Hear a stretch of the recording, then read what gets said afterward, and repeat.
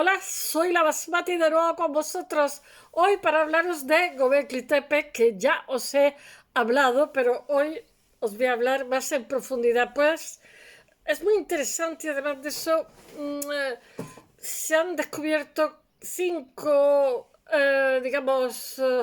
espacios, no se sabe bien si eran espacios religiosos, espacios de asamblearios, no se sabe bien, debían de tener un carácter mágico-religioso, a qué engañarnos, pero es que quedan 15 más por abrir. Y sobre todo lo que sorprende de todo esto es que aquí había unas teorías que es como el neolítico, que del neolítico nos vamos al G7, ¿no? Trinidad Escoriza Mateo, mi profesora, tiene un artículo que habla sobre eso, ¿no? Y ahora hay que llenarlo absolutamente. Ay, ya estamos con la publicidad de matices, porque exactamente las cosas no son así. O sea, viene a ser como que a partir del 10.000 antes de Cristo, cuando deja de haber glaciaciones, pues hay una temperatura más benigna y entonces pues la gente se hace sedentaria, etcétera. Eso es lo que hemos estudiado en los colegios y eso es lo que sabíamos hasta ahora.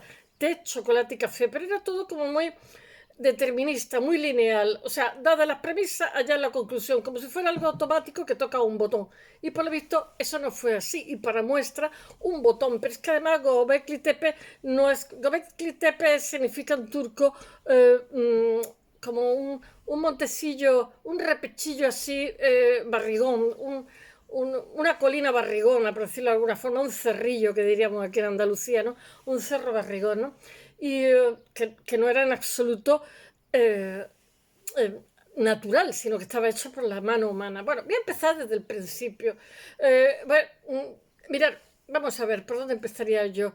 La humanidad, siempre se ha dicho creciente, fértil y tal, viene a ser algo así como el sapiens sapiens África, de África, donde emerge, digamos, el concepto de vida que conocíamos, pues es en la zona de Siria, que ahora mismo, debido a que hubo una presa, pues 47 restos fueron trabajados por arqueólogos, pero no el tiempo suficiente como para sacar determinadas conclusiones, pero se sospecha, ¿no? La zona Siria-Palestina, después Sumer y Egipto, en fin, la cosa va así en esa proporción, ¿no? Y, eh, y bueno, esos son los albores de la humanidad. Pero es que ¿cómo es posible, en el caso nuestro de Göbekli Tepe, que eh, posiblemente los centros que han encontrado, que además fueron enterrados 7 o 8 mil años antes, de que 6.000 años antes que se hiciera en Stonehenge, pues son unas columnas en forma de T, porque, se supone que son como seres humanos, y en la parte de abajo tienen labradas animales, jabalís, serpientes, escorpiones. Todos esos animales son como protectores. O sea, hay una obra de ingeniería perfectamente organizada, porque eso tuvieron que trabajar cientos de personas, porque cada columna pesa montones de toneladas. Después hay, porque tener en cuenta que la resistencia a esos materiales, la conformación arquitectónica de los espacios, toda una cosa sofisticadísima en un periodo de tiempo en el cual no había ni hierro, o sea, ni metales, ni cerámica, ni escritura, ni agricultura, ni ganadería. Bueno, pues entonces resulta que eso que aprendimos, ese, ¿cómo diría yo?, substrato que tenemos de Gordon Child, de que una cosa, digamos, esta revolución a partir de los 10.000 años antes de Cristo es totalmente lineal hasta nuestros días, pues resulta que puede que no sea así, porque se supone que los restos que van a desenterrar, porque eso tardarán generaciones en desenterrarlo, posiblemente tengan 15.000 años. O sea, al final de la última glaciación vamos a estar, y estos estaban construyendo cosas cuando, en teoría, se nos ha vendido que cuando el ser humano es forrajero, pues es como un estado de barbarie, ¿no? Quizá el estado de barbarie es la actualidad. El hecho es real porque se nos vende la idea de que acabaron las glaciaciones, entonces hubo un mayor empujón demográfico, eso trajo la agricultura, la ganadería, la domesticación de animales, etcétera, etcétera, el perro, el caballo, en fin. todo eso, progreso, el concepto de progreso. El concepto de progreso, ya me están llamando. El concepto de progreso como que ya está del neolítico hasta, me voy a poner un poco de luz porque si no, no me vaya a ver, del neolítico hasta nuestros días. Y parece ser que eso no es algo así, ni algo lineal, ni algo homogéneo. Y ya os digo que sobre todo está en la zona Siria-Palestina, en la zona de Anatolia, etcétera. Y lo que se estoy hablando ahora, Göbekli Tepe, está en Anatolia, al final está casi haciendo frontera con Siria, porque Turquía tiene, bueno, la Anatolia siempre ha sido una zona aparte, lo mismo que en Italia cuando te comes algo te dicen, ¿de dónde es esta carne? De la Toscana, todo es de la Toscana, como si en Sicilia no comieran bien, que comen de maravilla, en toda Italia comen muy bien, ¿no? Pero tienen el mito de la Toscana, ¿no? Pues en Turquía yo he estado muchísimas veces y siempre cuando dice algo, qué bueno este pan, pues esta harina es de la Anatolia es todo. La verdad es que la Anatolia es grande, pero también está el mito de Anatolia, porque también en Turquía suelen comer muy bien. Es como se decía aquí en España, jamón que rico, de Salamanca seguro. Bueno, pues hay jamón bueno en la Alpujarra, hay jamón bueno en montones de sitios, pero son los mitos. Voy a ver si os lo cuento. Vamos a empezar por el principio. Hay un señor que se llama Klaus Schmidt, que es alemán, es profesor, en fin, es un arqueólogo reputado, y resulta que estaba repasando unos textos de unos arqueólogos de los años 60 que eran de Chicago, unos buenos arqueólogos que hicieron un estudio sobre una zona que decían que era un cementerio bizantino. Pero él tenía el pálpito, él estaba buscando algún enclave neolítico para sondearlo, ¿no? Pero él tenía el pálpito que no sé, que eso era otra cosa totalmente distinta, como así ha sido. Este señor ha muerto, Klaus Schmidt, pero el legado que nos ha dejado es simplemente maravilloso. Y él dijo, dentro de pocos años esto será más famoso que Stonehenge. Y ya lo es. De hecho, en Turquía muchísima gente lo visita, muchísimos turistas, muchísimos todo, porque empieza a ser algo conocido a nivel mundial, no solamente entre especialistas. Él va a llegar allí, dice, voy a ver si lo cuento, mientras nos aproximábamos a la colina, la superficie comenzó a brillar. Era como una alfombra de miles de cristales de fuego, fragmentos de artefactos producidos por el hombre. Mi plan, que en ese otoño, esto sería como los años 90, que en ese otoño era visitar aún muchos yacimientos neolíticos, se evaporó rápidamente en vista del descubrimiento. ¿Cómo era posible que este lugar hubiera pasado desapercibido hasta ahora? Lo caló, sin tocarlo. Tienen ya mucho oficio y ya saben dónde se meten antes de empezar. Se dio cuenta que eso era simplemente excepcional. Me voy a quitar esto porque ya me están entrando los calores. Me pongo a hablaros. ¿Habéis visto chapa y pintura? Aquí. Me van a dejar un trozo vivo, como se van quitando lunares.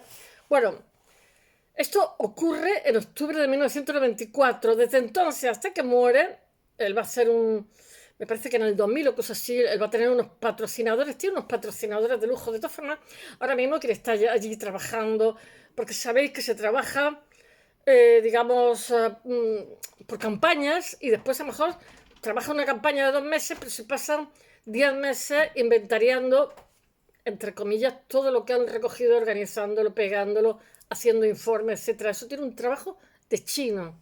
Tiene un trabajo de chino sacarlo y tiene un trabajo de chino inventariarlo, no sé cómo se dice de otra forma. Bueno, en octubre, esto es largo como un día sin pan lo que os voy a contar. En octubre de 1994, el arqueólogo alemán Klaus Schmidt emprende una misión, un viaje de reconocimiento por el sur de Turquía, porque está buscando. Schmidt ha leído un informe de 1960, de un arqueólogo de la Universidad de Chicago, una persona reconocida, importante, pero mirar, esto también es una lotería, o sea, que en la década de 1960 descubre un montículo con restos arqueológicos de una aldea cercana a Urfa. Urfa me parece que es la tierra no sé si es de Abraham o de Noé, creo que de Noé. Bueno, no lo sé, es de uno de los dos. En su opinión, es un lugar antiguo. Lo que pasa es que, claro, cuando te pones al lado de Göbekli Tepe, que tiene 10 y suponen que lo que van a levantar ahora tiene 15.000 años, pues es como jovencita la ciudad. Bueno, en su opinión, el lugar no tiene interés. Eso es lo que dijo el arqueólogo de Chicago. Pero va y resulta que tiene mucho.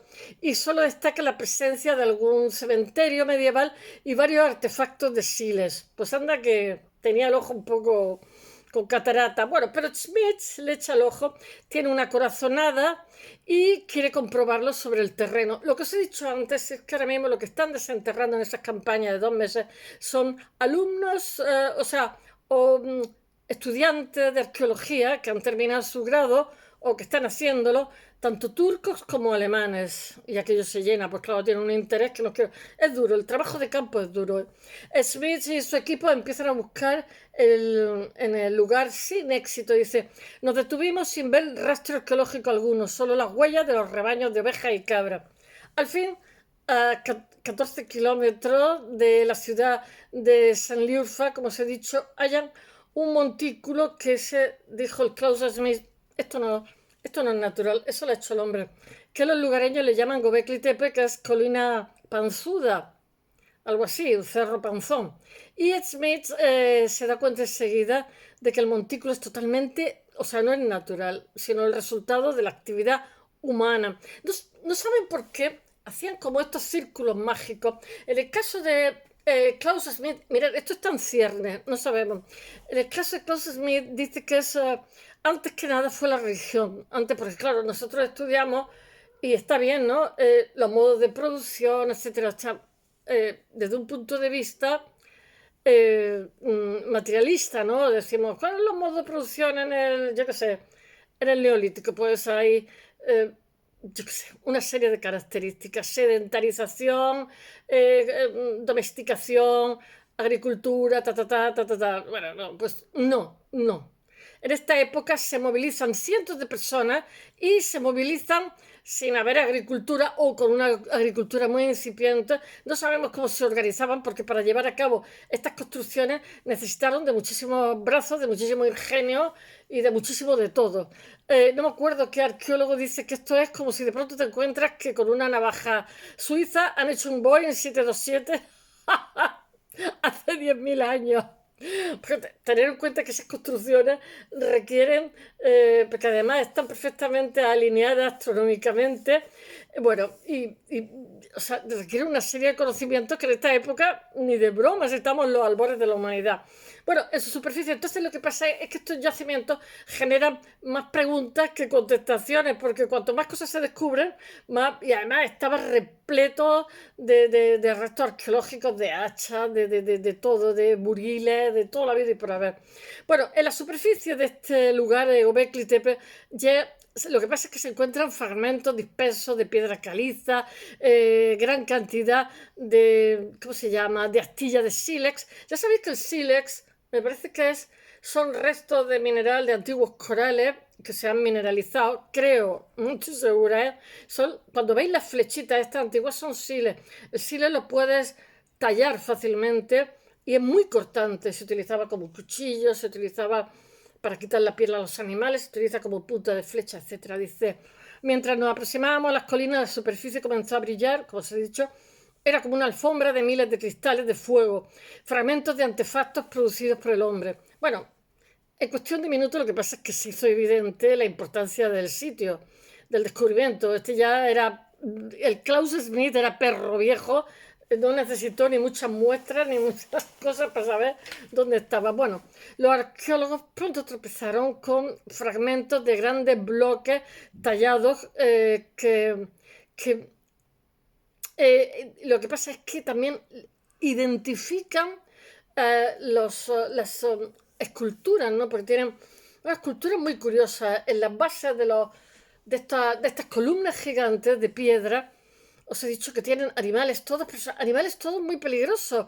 Y se supone todo esto hacía como un círculo mágico. Se supone que además terminan en T. Y esta cultura que está también en Siria, que hay restos parecidos, menos sofisticados que los de Göbekli Tepe, estos círculos mágicos que no sabemos realmente qué son ahí una especie de aquelarre, no sabemos. no sé lo que iba a deciros, lo de los animales.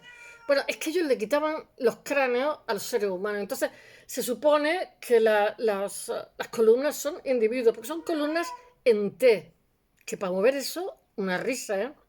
Bueno, la discusión de Smith está tomada, o sea, él se dedica hasta que se muere a trabajar ese yacimiento. Dice, mi plan, que en ese otoño era visitar aún muchos yacimientos neolíticos, se evaporó rápidamente en vista de este descubrimiento. Se quedó sorprendidísimo. ¿Cómo era posible que este lugar hubiera pasado desapercibido, como se ha leído? Sí, yo también lo pienso. Tenía pilares, tenía relieves y las excavaciones lo que pasa es que se inician al año siguiente y se sacan, porque ya sabéis que las excavaciones son caras, a pesar de que no que cobren mucho, que digamos, las ventajas son de otro tipo, son científicas, pero hacer ese desplazamiento de gente, por mal que coma, por mal, es un desplazamiento gigantesco donde tienes que tener letrina, donde tiene que haber comida, etcétera. 20 círculos, había 20 círculos de pilares de piedra caliza, de los cuales solamente me parece que se han investigado 4 o 5. Esta piedra caliza tiene forma de T y lo que pasa es que muestra características humanas y es el hombre, como pasa en Almería con el Indalo, el hombre de Vitruvio, el hombre con el sol naciente a la espalda, ¿no? Que es como un Indalo así, que es un dibujo se ha convertido en icono, ¿no? Que se ponía en las cuevas, durante mucho tiempo se puso en las cuevas para que no entrara el malfario. Bueno, estas columnas están decoradas con relieves de animales y los análisis además son animales que se están moviendo, no son animales pasivos. ¿Cómo se dice? Los análisis plasman la antigüedad del yacimiento, que en ese momento le dan 9.000 años, entre 9 y 7.500, pero después han visto que son 10.000 años y sospechan que los que están enterrados tienen 15.000, con lo cual totalmente pisotea lo que son las hipótesis de los neolíticos, o sea, el, cambia totalmente de raíz el discurso del neolítico que teníamos hasta ahora. Bueno, el conjunto lo que pasa es que está formado por varias estructuras sucesivas construidas una encima de otra. Lo que pasa, mirad, estos círculos mágicos, no se sabe por qué regla de tres, eran construidos. Luego se construían otros entre medio, después se construían y eran tapados, como si perdieron la magia, entonces construían otros a su vez.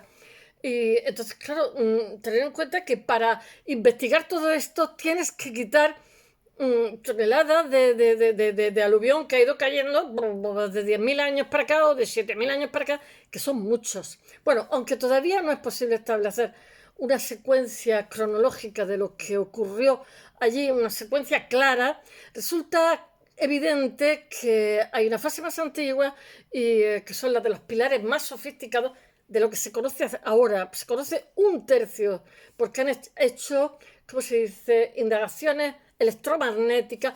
Hay muchas formas, ¿no?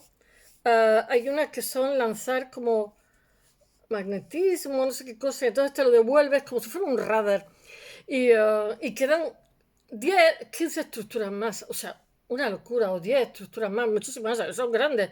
Y vaciar eso y, digamos, calibrarlo, estudiarlo y todo lo que conlleva, porque dentro de estas estructuras hay también restos de animales que se han consumido, montones de cosas. Eso lleva generaciones.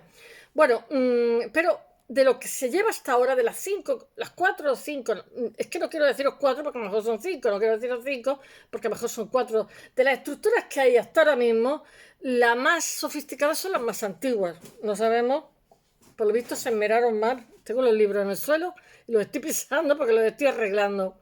Los estoy arreglando y me estoy deshaciendo la mitad. Bueno, los monolitos de mayor tamaño que están colocados en el centro de la estructura deben tener una altura de 5,5 metros, que es bastante, como 3 pisos, y están tallados en una sola pieza de 40 toneladas. O sea, yo digo, ¿cómo hace 10.000 años movían 40 toneladas de locos? Y después la tallaban. Bueno, en las fases más recientes son más pequeñitas estos pilares y se reduce el tamaño y estos se anclan en el suelo con menos habilidad. Los relieves son de menor calidad y las estructuras aparecen rodeadas de muros rectangulares. Al final la actividad de Göbekli Tepe lo que pasa es que cesa por completo en el año 7500 a.C., antes de nuestra era, y siempre las preguntas que nos hacemos, porque este señor Klaus Schmidt dice que es un santuario, que es el santuario más antiguo de la Tierra. No lo sabemos, no lo sabemos. Eso era un lugar un poquito mágico, porque que las columnas estén en círculo, que sean tan bonitas, tan labradas y tal, y que, no sé, eso tenía que querer, que ser adecuado para algo, ¿no? Y que se taparan y luego se hicieran otras, como si perdieran energía. Eso no sé si será un templo, pero algo mágico tiene que ser. No sé, no me hagáis caso. Son todo hipótesis y conjeturas. Klaus Schmidt lo que pasa es que dice que Göbekli Tepe era un centro religioso en el Neolítico, el primero, el más viejo del mundo, lo cual lo convierte en el templo más antiguo de la historia, 6.000 años antes del complejo megalítico de Stonehenge en Gran Bretaña, UK. Según Smith, el complejo lo que pasa es construido por unos cazadores recolectores, los forrajeros, que peregrinan periódicamente a ese lugar porque es desde un área alrededor como de 200 kilómetros para celebrar rituales que desconocemos asociados a lo que debía ser la fuerza animal, porque todo lo que hay en los pilares son animales que se representan, todos son ese círculo mágico. Bueno, la interpretación de Smith se basa en los relieves labrados en los pilares de Göbekli Tepe, y estos pilares lo que pasa es que son comparables con los que hay más cercanos, como os he dicho, que hay otras construcciones redondas y menos sofisticadas, menos bonitas, menos monumentales, por decirlo de alguna forma, que son como los de Novali Sori o Novali Kori, que han sido negados recientemente por una construcción, y entonces parecen como figuras humanas estilizadas, sin cabeza, con brazos esculpidos a cada lado y acabados en unas manos, porque ellos le quitaban a los cadáveres, le quitaban la parte de arriba del cráneo y le ponían, no sé si escayola o yeso, no sé qué demonio, y se dirigen hacia el vientre cubierto con una especie de taparrabo. Todos miran hacia el interior del círculo mágico.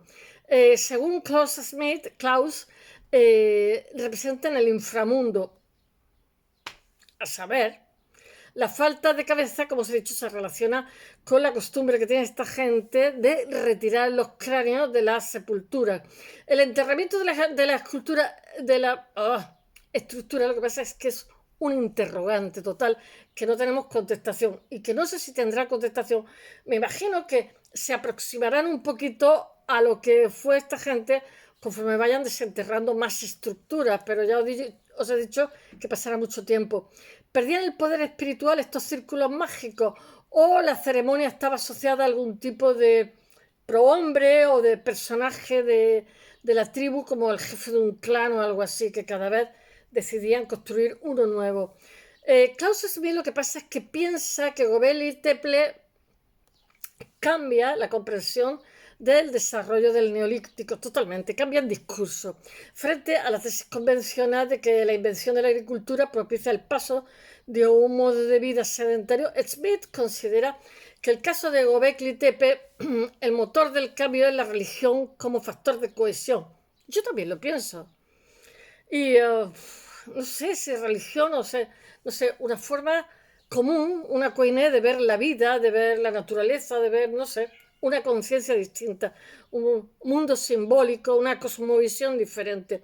Bueno, y son grupos de cazadores recolectores seminómadas los que comienzan a sentarse en la zona para almacenar y defender sus fuentes de comida con el objetivo de proveer al templo. Pero hay científicos como Ted Benning que no están de acuerdo, que ha puesto, es normal, que ponen en duda el que Göbekli Tepe fuera un centro religioso. Yo tampoco lo tengo muy claro, o sea, no se pueden hacer construcciones, yo qué sé, de reunión, yo qué sé, y no un asentamiento, así como que sus construcciones fueran de cazadores recolectores. Pues se han hallado pequeños molinos, hoces de sílex, y que son más propios de agricultores. Las prospecciones geofísicas de Göbekli Tepe han mostrado que el yacimiento tiene, bueno, que el yacimiento tenía 90.000 metros cuadrados, son muchísimos, que de una extensión que quedan sepultados otros 15. O sea, de lo que estoy hablando, son 4 o 5 y quedan 15 más por desenterrar, que se supone que son más antiguos, de 15.000 años antes de nuestra era. O sea, que tendrían 17.000 años ahora mismo. Al parecer, algunos de ellos pueden ser tan antiguos que los excavados hasta la fecha, remontándose hasta finales de la última glaciación, hace unos 15.000 años, que eso es una barbaridad, porque ¿cómo eran tan sofisticados? ¿Cómo sabían tanto? Sería, por tanto, 5.000 años anterior a las primeras evidencias de agricultura. Son muchísimas. Creíamos que la agricultura había dado origen a las ciudades, eran como unas protociudades. Y más adelante a la escritura, al arte, a la religión, al progreso, a nuestra civilización. Ahora el templo más antiguo del mundo, lo que pasa es que está sugiriendo otras cosas, que la conciencia de lo sagrado pudo encender la chispa de la civilización, o sea, que es antes la gallina que el huevo. Bueno, Göbekli Tepe recuerda un poco a Stonehenge. Bueno, no sé si lo recuerda, pero mucho más antiguo, está hecho de tacos, de bloques, y no está hecho de como Stonehenge, que es como muy burdo, sino de pilares de piedra que están caliza, que están finamente tallados y adornados con bajorrelieves de animales, sofisticadísimo, que es un desfile de gacelas, serpientes, zorros, yo qué sé, escorpiones, jabalí, no sé, hay un montonaco de bichos.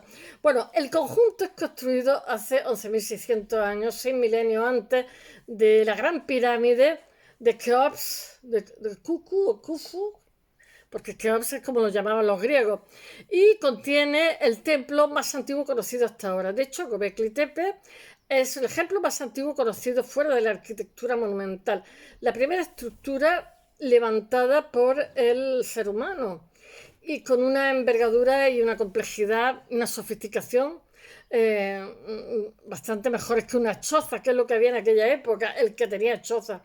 Hasta donde alcanza nuestro conocimiento, lo que pasa. Y además, yo pienso que tuvo que tener una movilización de gente muy grande, porque esas piedras de 40 y no sé cuántas toneladas, a ver quién la mueve, no tenían grúa, no tenían metal, no sé. Cuando se erigieron estas columnas, lo que pasa es que no había en el mundo ninguna otra construcción de tamaño que fuera comparable. Y cuando se erigió Göbekli Tepe, gran parte de la humanidad estaba organizada todavía en pequeñas bandas de nómadas que vivían de la recolección de plantas, de caza, de animales salvajes, etcétera, etcétera. Para construir el templo, lo que pasa, tuvo que haber también una autoridad fuerte, unida, ¿no? Que hiciera converger toda esa energía. Probablemente fue necesario reunir en un solo lugar más personas de las que jamás se habría reunido hasta entonces. Asombroso, eso era un desafío total para la época. Asombrosamente, los constructores lograron extraer, tallar y transportar piedras de hasta 16 toneladas a lo largo de cientos de metros, aunque ellos no conocían las ruedas, ni disponían de animales de carga porque no estaban domesticados. Los peregrinos que acudían a Göbekli Tepe, esto es lo que se supone, vivían en un mundo sin escritura, sin metales, sin cerámica. Y aquellos que se acercaron al templo, lo que pasa subiendo la pendiente, los pilares debieron de parecerles no sé, una de las maravillas del mundo, porque en aquella época no había. Eran pilares gigantes de madera, petrificados, cubiertos. Yo digo, ¿cómo harían los anclajes? Cubiertos de animales esculpidos que temblaban a la luz de las llamas. Emisarios de un mundo espiritual que la mente humana apenas comenzaba a vislumbrar. Los arqueólogos todavía están excavando en Göbekli Tepe y aún se han puesto de acuerdo respecto. No, no tienen en absoluto claro ni de lo que era el sitio, ni para lo que servía, ni nada de nada, porque es algo totalmente complejísimo, es una anomalía, es un cambio de paradigma, se utiliza en las ciencias, no tanto en humanidades, pero en humanidades desde los años 60 hasta ahora se utiliza y viene a significar un cambio de conciencia, un cambio de cosmovisión. Pero los que sí saben que es que el yacimiento es el más notable de una serie de hallazgos inesperados totalmente que han, ¿cómo se dice?, cuestionado el discurso anterior. Por eso digo cambio de paradigma de lo que ha sido nuestra especie, ¿no? Que es como se ha fabricado un discurso que es ya como una cataplasma, ¿no? Porque es como un discurso plano y previsible. Hace apenas 20 años la mayoría de los investigadores querían reconocer el momento, el lugar y la secuencia en el que se hizo aproximada a la revolución neolítica.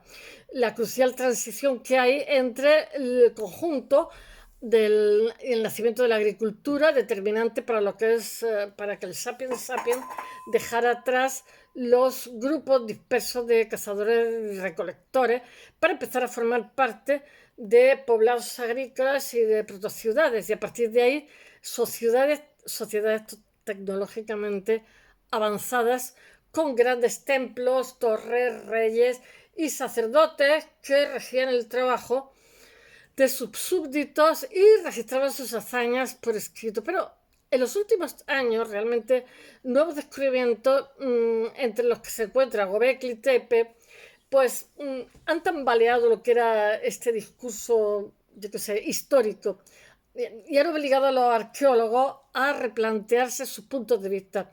Al principio, la revolución neolítica se consideraba como un suceso único ocurrido en un lugar, Mesopotamia, entre los ríos Tigri y Éufrates, en lo que hoy es el sur de Irak, lo que más tarde se extendió a la India, a Europa y al resto del mundo. Esa es eh, la idea general, la oficial, por decirlo de alguna forma. La mayoría de los arqueólogos, porque se llama Gordon Childe, me parece que en 1936 hizo unas publicaciones, el arqueólogo australiano que se afincó, que llevaba pantalones de jugar al golf y una pajarita, era chiquitillo, era marxista y fue el que llevó a cabo toda esta ideología de la revolución neolítica. Estaba muy bien porque es una racionalización de lo que estaban encontrando y tal, pero hoy día, digamos, se muestra la sensibilidad actual para hacer un análisis de lo que pudo ser.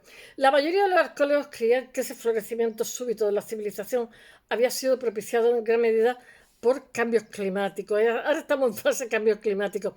Un calentamiento gradual al final de la última glaciación que hizo que algunos pueblos iniciaran los cultivos, plantas y el pastoreo de animales. Bueno, las recientes investigaciones lo que pasa es que sugieren que en realidad la revolución fue obra de muchas manos en una etapa mayor, que actuaron de forma muy extensa y de forma sucesiva, no simultánea, no sé cómo decirlo, y a lo largo de miles de años.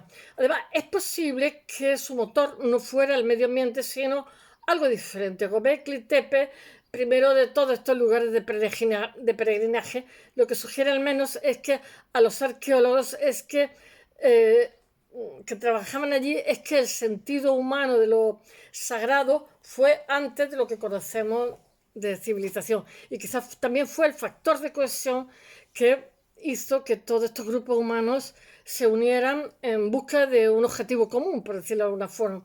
Quizás también el gusto del ser humano por la escenificación pudo haber sido el motor de la civilización. Nuestro Klaus Schmitz, lo que pasa es que supo calar de inmediato que iba a dedicar mucha hora a lo que era Göbekli Tepe, que iba a ser lo iba a absorber y que a su vez iba a polarizar muchísimas miradas del resto del mundo, y así ha sido y así sigue. De hecho, ahora mismo tiene dos patrocinadores poderosísimos.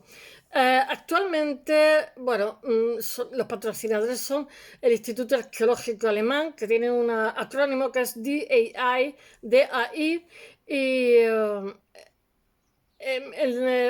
Smith en 1994 recorrió el sur de Turquía y tras varios años de trabajo estaba buscando, como os he dicho, otro lugar tal, y encontró en la zona de Sliurfa, encontró su lugar, su misión en la vida. Comparada con ciudades más jovencitas como Londres, Sliurfa es muy antigua. Es la ciudad de Abraham, ya me he acordado.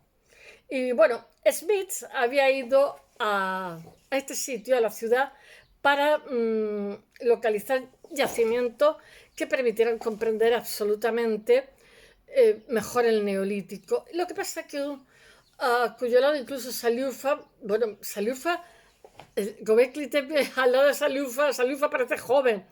Eh, Realmente Saliurfa está en las primeras estribaciones de las montañas que atraviesan el sur de Turquía y donde nacen los ríos Tigris y Éufrates. Ya sabéis que hay como una especie de media luna en el creciente fértil. Bueno, está a 14 kilómetros de la ciudad y lo que pasa es que se yergue como una cresta alargada y redondeada, que los lugareños le llaman Göbekli Tepe, que es como el cerro gordito, el monte panzudo. Y en la década de los 60, como os he dicho, pues el señor este de, ¿cómo se llama?, de Chicago, pues lo estuvo investigando y tal. Observaron signos evidentes de intervención humana en la cima del monte, pero lo atribuyeron a la presencia de un puesto militar que había cerca, fronterizo, de la época bizantina. Y hallaron fragmentos dispersos de piedra caliza, etcétera, etcétera. Al principio Smith tuvo el pálpito, pero no estaba muy convencido al 100%. Bueno, este lugar lo que pasa es que se ha convertido auténticamente en una especie de catedral. Y, como os he dicho, al año siguiente empezó a trabajar con un equipo y que encontró una piedra cuidadosamente esculpida. Bueno, a esta le siguió otra y otra más hasta dar la luz a un círculo de pilares que se rodeaban a lo largo de meses y los años. El equipo de mí, lo que pasa, como os he dicho, está compuesto de estudiantes turcos y alemanes y más de 50 personas del pueblo que toman también para que les ayude en lo que son las campañas de verano. Y encontraron un segundo círculo de piedra, después un tercero y a continuación varios más. En 2003, unas prospecciones geomagnéticas, lo que pasa es que desvelaron la existencia de 20 círculos más. De locos. Llevan un montón de años y han trabajado sobre 5. Imaginaos lo que son 20 más. Estaban distribuidos desordenadamente bajo tierra y bueno, los bloques de piedra apilados unos encima de otros. Bueno, no sé qué más deciros. Todo esto lo voy a poner, yo qué sé, además encontraron montones de utensilios, yo qué sé, cuchillos, azuleas, puntas de proyectil, pero encontraron muchísimo, todo esto del neolítico. La piedra tiene que ser transportada desde los valles próximos, no debía estar muy lejos porque, como comprenderéis, la barbaridad de toneladas que pesaba. Dice Close Smith, dice, había más piezas de pedernal aquí en un área de 2 metros, de 1 o 2 metros cuadrados, dice Smith, que las que encuentran muchos arqueólogos en yacimientos enteros. Aquello fue como una mina. Bueno, los círculos lo que pasa es que tienen un diseño común y todos lo que pasa es que están hechos de pilares de caliza en forma de T, como os he dicho, y parecen como cuchillos, miden 5 veces más de ancho que de fondo y se yerguen sobre un brazo de distancia unos de otros. Es de buen gusto, es bonito y implica toda esta organización, implica un conocimiento descomunal que no sabemos cómo llegó a la mente de esta gente, que siempre tenemos una teoría evolucionista que pensamos que si hoy 5, mañana de nuestra, que es una deformación, ¿no?, de nuestra idea de sociedad, ¿cómo se llama?, economía de mercado, donde siempre hay una progresión, ¿no? Y lo actual es mucho mejor que lo anterior, pero como estáis viendo, construcciones de hace 10.000 años implican seres muy inteligentes que además de eso tenían pocos, pocos artilugios de los que valerse, ni ruedas, ni animales domesticados, ni agricultura, y esta gente que eran forrajeros, que eran cazadores, recolectores, pues no sé cómo se les ingeniaron, pero hicieron unas construcciones, hicieron no solamente el Göbekli Tepe, sino en los alrededores, que son dignas de destacar. En el centro de cada círculo hay 2 pilares más altos, cuya base, lo que pasa es que abusaron los constructores para poder hincarlos en unas ranuras poco profundas, abiertas en el suelo. Y bueno, lo que pasa es que hay un ingeniero civil alemán que se llama Edward Noll, que le preguntaron si el sistema de anclaje de aquellos pilares centrales estaban bien diseñados y me respondió que no, dice, todavía no dominaban bien la ingeniería. Entonces no está seguro, pero cree que estos pilares lo que pasa es que discretamente y cuidadosamente estaban apuntalados para que no se les cayeran encima. Tal vez con madera, tal vez de forma disimulada por detrás. Los pilares en forma de T son figuras humanas, como os he dicho, totalmente estilizadas, como, como parece confirmar los brazos que están esculpidos en parte de los hombros de algunos de ellos. Tienen hombros, esas columnas en T. Y en el vientre llevan como un taparrabo. Todos miran al centro del círculo, como en una reunión, o yo qué sé, o en una, como si estuvieran un baile, una aquelarre, yo qué sé. Todo esto le dice Smith, Claude Smith, que murió. Quizás ahora quien lleva esto, el director de este, es otro arqueólogo también famoso. En cuanto a las figuras, hay información de todo, por todo, muchísimas fuentes. Ninguno os va a contar más de lo que os voy a contar yo ahora mismo, porque todos son conjeturas, todos son hipótesis, y hasta que no se desentierren varios círculos de estos más, no sabemos con qué nos enfrentamos. Estos animales que están tallados parece que corren, brincan, no son animales que están quietos, son animales que tienen, la persona que los talló les dio mucho dinamismo. Señala que en su mayoría lo que pasa es que son bestias peligrosas, escorpiones venenosos, jabalí en pleno ataque o leones que son feroces. La figura humana lo que pasa es que están representadas por pilares que podrían estar protegidas por estos animales en su base, a los que pudieron atribuir un carácter totémico. Los enigmas lo que pasa es que se acumulan a medida que avanza la excavación. Parece ser que los círculos de Göbekli Tepe perdían su poder y entonces tenían que estar continuamente construyendo otros. Y además los enterraban, unas cosas rarísimas. Es como si sus cualidades mágicas desaparecieran al cabo de cierto tiempo. Tras unas cuantas décadas, la gente del lugar enterraba las columnas y levantaba otras nuevas que formaban un círculo más pequeño dentro del círculo anterior, y muchas veces dentro de ese círculo hacían otro círculo más mágico. A veces construían un tercer anillo de piedra pasado un tiempo, y después los constructores lo rellenaban todas las estructuras con escombros y levantaban otras estructuras. No sabemos por qué. Todo esto a través de miles de años. Levantaban otra estructura cerca de donde habían enterrado la anterior. Nobody knows. Es posible que este proceso se haya repetido muchas veces a lo largo de siglos, pero las técnicas de construcción empedradas, lo que pasa es que fueron empeorando. En Egipto pasa algo parecido. En la época de los Ptolomeos es muchísimo peor el arte que los anteriores. Quizás que también se ha democratizado, no lo sé. Pero las cosas de los Ptolomeos son bastante peores.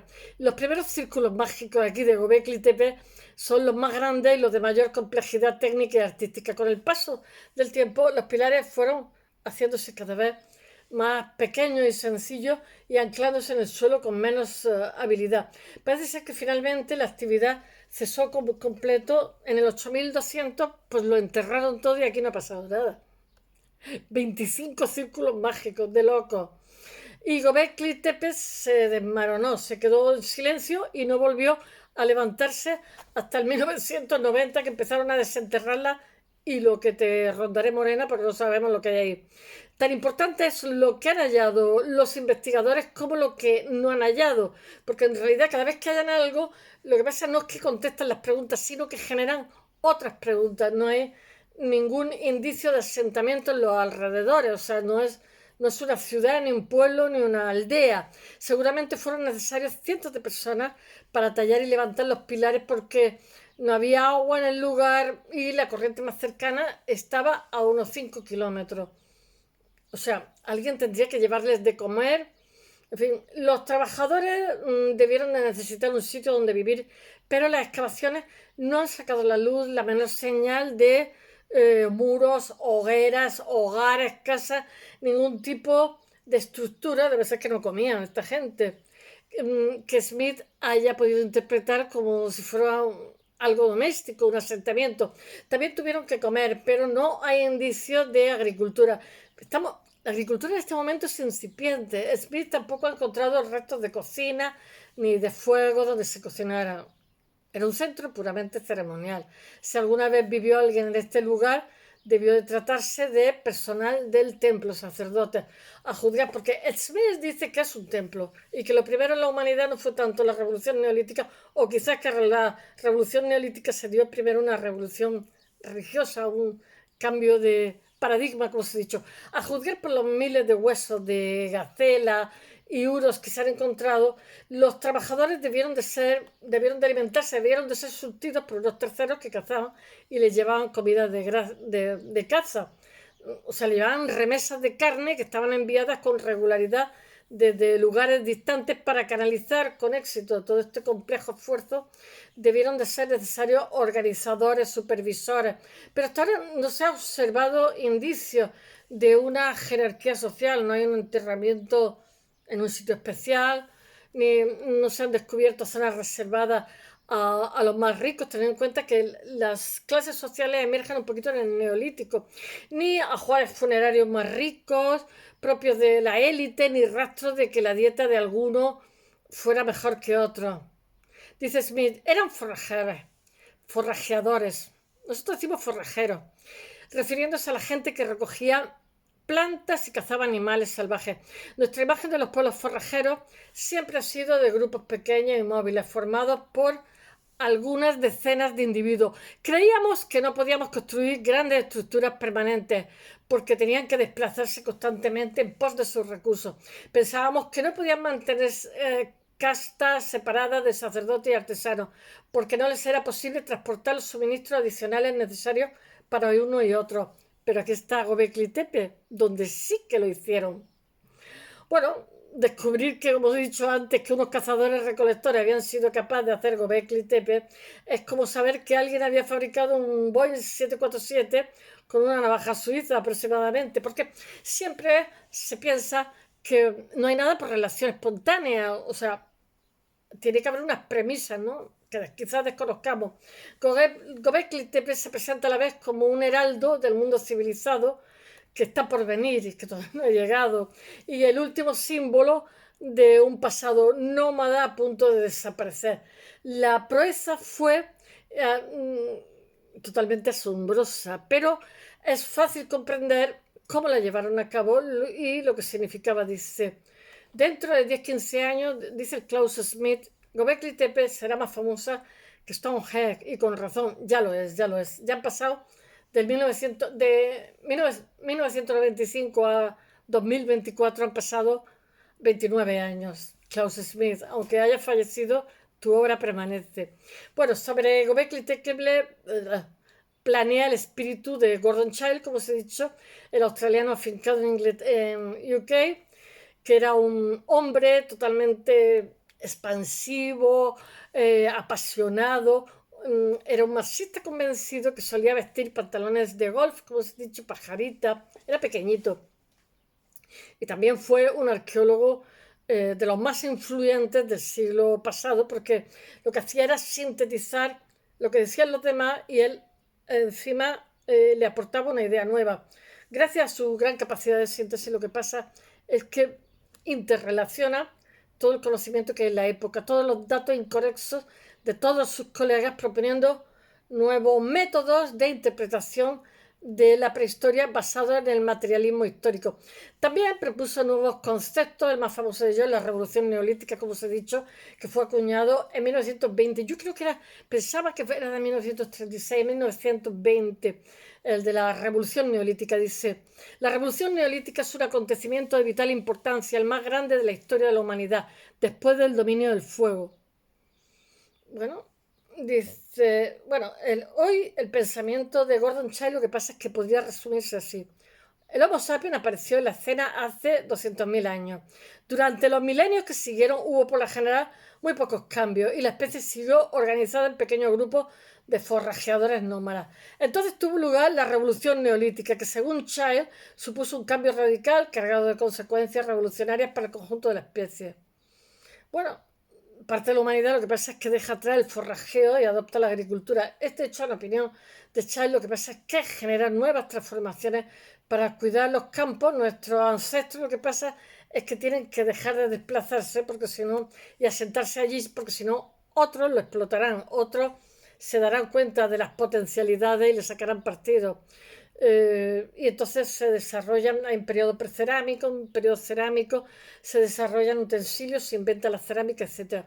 De todos los aspectos de la revolución, la agricultura es el más importante. Durante miles de años, hombres y mujeres provistos de útiles de piedra habían recorrido los campos en busca de espigas, de gramíneas silvestres que cortaban y lo que hacían era llevárselas a casa, aunque realmente es posible que estos grupos se dieran cuenta, cuidaran y protegieran los campos donde crecían esas espigas y las plantas seguían siendo silvestres, aunque ya, digamos, las recolectaban, porque hay hoces en Göbekli Tepe, hoces que son de agricultores.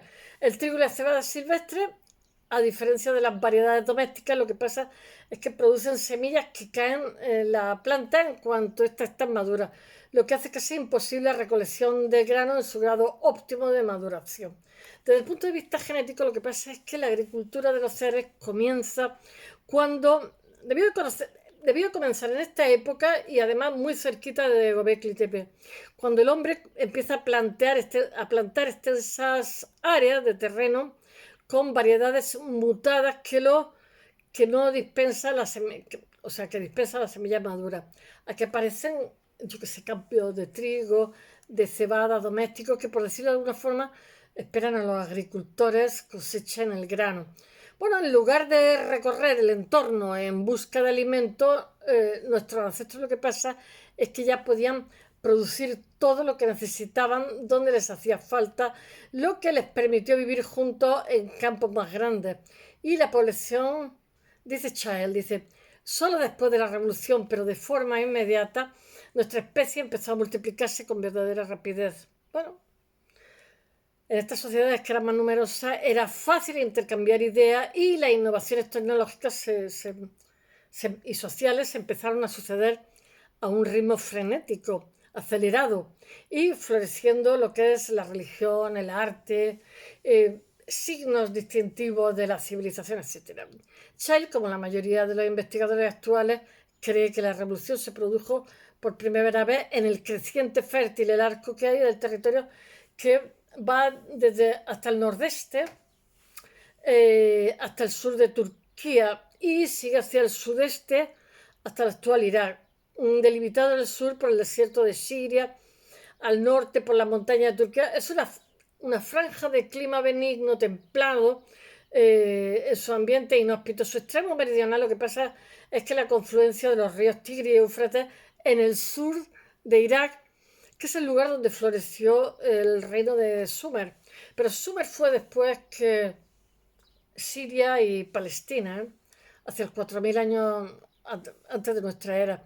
La mayoría de los investigadores consideran que Sumer representa el inicio de lo que es la civilización, sí, porque Sumer ya es la escritura.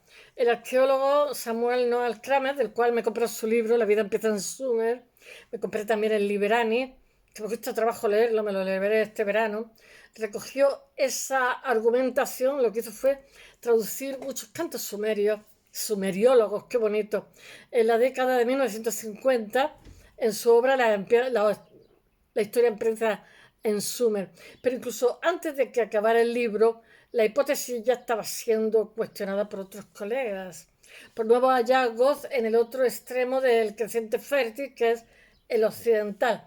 Allí en el levante mediterráneo, que es la zona que hoy abarca desde Israel y los territorios palestinos, Líbano, Jordania, Siria, etcétera, ya estaban montones de cosas tan antiguas o más. Los arqueólogos ya habían descubierto asentamientos desde el 13.000 antes de nuestra era. Aquellos poblados o aldeas conocidas, como os tengo que hablar un día, que son las naturfienses, ¿no? Natufienses, que son también construcciones redonditas, etcétera. Se llaman así por el lugar donde han sido halladas la primera.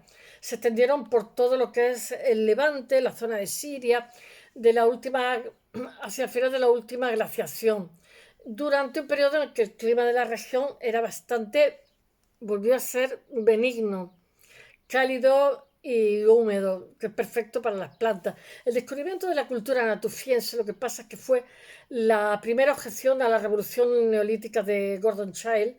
Para el arqueólogo, la agricultura había sido la chispa inicial que permitió los asentamientos permanentes y que prendió la llama de la civilización. Pero, sin embargo, aunque los naturfienses vivían en aldeas estables de varios centenares de personas, eran forrajeadores, no agricultores, con lo cual el patrón este del neolítico como que no está tan claro, ya que cazaban gacelas y recolectaban centeno, cebada y trigo silvestre, dice Gordon Childe. Era un inicio importante en las que debíamos revisar nuestra idea. No, dice Ofer Van Joseph, arqueólogo de Harvard, que dice que a partir de los naturfienses pues tuvieron que repensarlo todo. Las aldeas naturfienses, lo que pasa es que entran en una época difícil que es aproximadamente en el 10.800 antes de nuestra era, tendría como 12.800 años actualmente, cuando las temperaturas de la región sufren un brusco descenso y son más proclives a la agricultura y a la vida. Bajaron como unos 7 grados, una mini glaciación que duró 1.200 años y creó unas condiciones mucho más áridas en todo el creciente fértil. Con la disminución de los hábitats de los animales y de la reducción de los campos de cereales, varias aldeas lo que pasa es que resultaron de pronto demasiado pobladas para los recursos que había, porque alimentar mucha gente es complicado. Muchos de sus habitantes lo que pasa es que volvieron al forrajeo nómada y algunos asentamientos trataron de adaptarse a un entorno que era árido. Abu Jureira, que está en el norte de Siria, Siria está hasta arriba. Intentó al parecer cultivar celtero, tal vez replanteado esto por los granos recolectados. En el 2000, tras examinar granos de centeno en el yacimiento de Gordon Hillman, Gordon Hillman, que es de la University College of London, y de Andrew Moore, del Instituto Tecnológico de Massachusetts, que es famosísimo, concluyeron que algunos eran más grandes que el estándar, por decirlo de alguna forma, lo cual significaba que ya hacían selección de grano a la hora de plantar, selección de los silvestres, lo que podría ser un indicio de domesticación, ya que el cultivo lo que pasa es que mejora las cualidades del grano, como el tamaño, el fruto, etcétera, las semillas.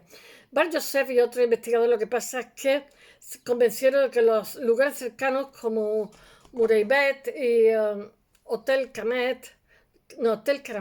me hace mucha gracia eso de caramel, tuvieron también sociedades agrícolas. Estos arqueólogos están en lo cierto. Lo que pasa es que aquellas protociudades ofrecen una explicación nueva para el inicio de las sociedades humanas complejas. Y Gordon Childe, creía que primero fue la agricultura considerada como la innovación que permitió al hombre aprovechar la oportunidad de un entorno nuevo y rico para extender su dominio sobre la naturaleza. Los yacimientos naturfienses, sin embargo, nos dan otra idea de las cosas. Del levante mediterráneo, en cambio, sugieren que lo primero fueron los asentamientos y que la agricultura llegó más tarde, como fruto de una crisis ante un clima cada vez más frío, seco y una población en aumento.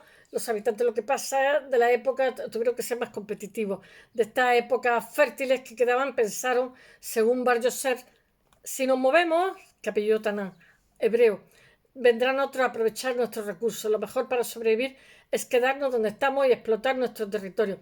Entonces surgió la agricultura. La idea de que la revolución neolítica fue impulsada por el cambio climático tuvo mucho eco durante 1990, una época en que aumentaba la preocupación por los efectos del actual calentamiento planetario, como en la actualidad, pero los críticos adujeron que los indicios no eran concluyentes que otras cosas, porque Abu Jureira, Muberet y otros muchos yacimientos del norte de Siria habían sido inundados por la construcción de presas y no habían podido estudiarlo con la tranquilidad y la quietud. No pudieron ser excavados a fondo antes de ser inundados. Dice, teníamos toda una teoría sobre el origen de la cultura humana basada a grandes rasgos en apenas media docena de semillas, inusualmente grandes. Comenta John Wilcox, especialista en cereales antiguos del Centro Nacional de Investigación Científica de Francia. ¿No es más probable que los granos se hincharan al quemarse o que alguien en Abul Jureira hallara un tipo de centeno silvestre poco corriente? Bueno, pues mientras que el debate con los naturcienses se intensifica, lo que pasa es que Smith trabajó en Göbekli Tepe, pero se murió, y lo que encontró obliga una vez más a los investigadores a replantearse qué es lo que pasó, replantearse la idea. Los antropólogos han presupuesto que la religión organizada surgió como un medio para aliviar las tensiones que inevitablemente tuvieron que aparecer cuando los cazadores-recolectores se establecieron como agricultores y formaron grandes ciudades. En comparación con una banda nómada, el poblado tenía ya objetivos más ambiciosos, más complejos, tenía nuevos desafíos y más a largo plazo, por ejemplo, almacenar grano, mantener viviendas, aunque existieron nómadas que tenían también ese concepto del excedente.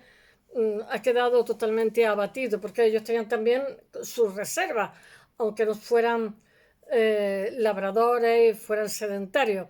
Bueno, para cumplir su objetivo era conveniente que los miembros del poblado estuvieran involucrados en fines colectivos. Bueno, lo voy a dejar aquí porque ya me vale. Voy a ponerlo todo esto en el blog. Espero que os haya gustado y hasta mañana. Bye.